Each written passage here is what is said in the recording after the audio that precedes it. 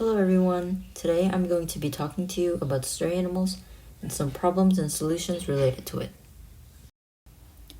I think that most of you will be familiar with what stray animals are, but just to be sure, let's look at the definition. In general, stray or homeless animals are known as animals that are lost or does not have a home and or a family. Now let's look at some statistics. According to various sources such as PETA.org and ShelterAnimalsCount.org, there are about 70 million homeless dogs and cats in the US, and every year more than 6 million animals are taken into shelters. Out of them, about 3.2 million are adopted, 710,000 are returned to their owners, and 625,000 are euthanized.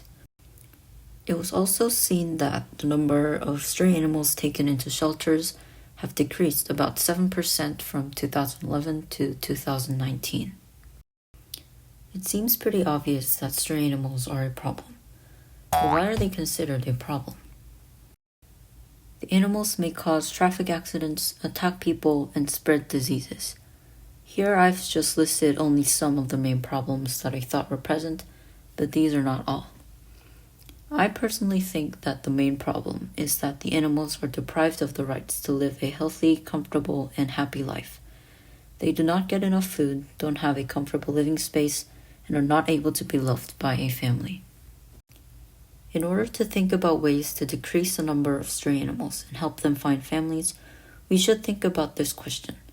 Why are animals strayed in the first place? There are numerous reasons why animals are strayed, and I've listed the 3 main ones here.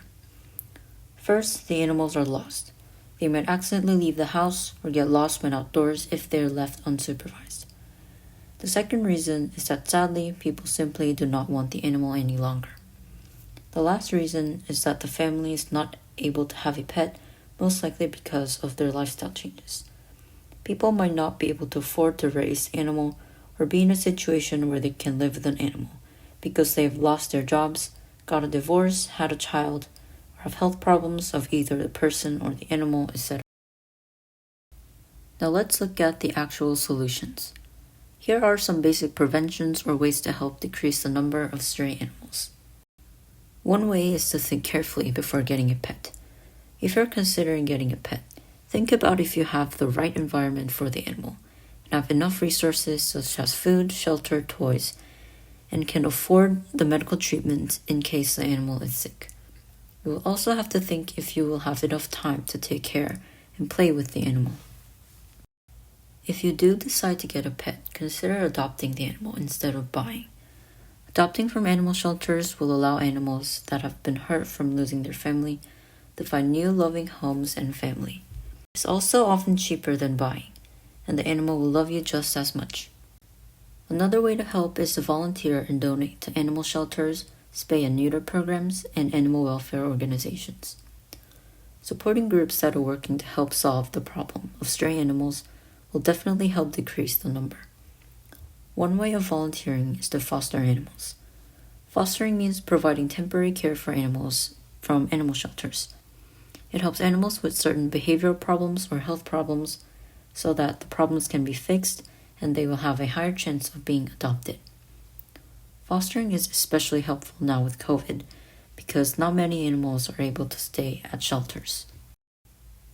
If you currently have a pet, here are some ways to prevent and or help.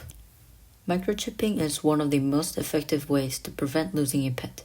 If you accidentally lose a pet, almost any veterinary or animal shelter will be able to contact you. Another way is to spay or neuter your pet. Spay and neutering is the removal of an animal's reproductive organ. It helps prevent uterine infections and breast tumors, which has a pretty high chance of being malignant or cancerous. Another benefit of spay and neutering is that it slows the population growth of homeless or stray animals, since they are not able to reproduce. Another suggestion is that if you are having trouble raising a pet, reach out to organizations or animal shelters near you and they will be able to help. If your animal needs supplies such as food, they will most likely provide them. If your animal needs medical treatment but you're not able to afford it, they might also be able to help financially. Some shelters and organizations also help spay and neuter your animals at reasonable prices.